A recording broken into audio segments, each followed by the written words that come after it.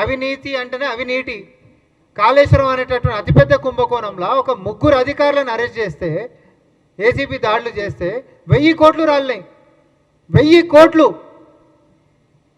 మీరు మనుషులా లేకపోతే ఇంకేమన్నా? అసలు ఎవడి సొమ్ము ఎవడు తిన్నాడు? పందికొక్కులు తిన్నట్టు.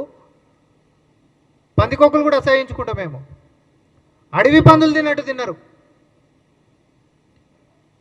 నీటి మీద చేసినటువంటి దగాగాక రాష్ట్ర భవిష్యత్తుని ఆర్థికంగా అతలాకుతలం చేసుకుంటా అప్పనంగా అడ్డగోలుగా పీక తిన్నటువంటిది ఈరోజు ఆ ఏసీబీ రేట్లలో పడ్డటువంటి అధికారులను చూస్తే మనకు అర్థమవుతుంది. ఆ స్థాయిలో ఉంటున్నటువంటి అధికారుల కాడనే 1000 కోట్ల రూపాయలు రాలితే ఇక నిర్ణయాలు తీసుకొని అన్ని తెలివితేటల్ని రంగరించి కట్టినటువంటి జోబులు ఎన్ని వెళ్ళాలి? 1,00,000 కోట్లు వెళ్ళాలన్నా 10,000 కోట్లు వెళ్ళాలన్నా?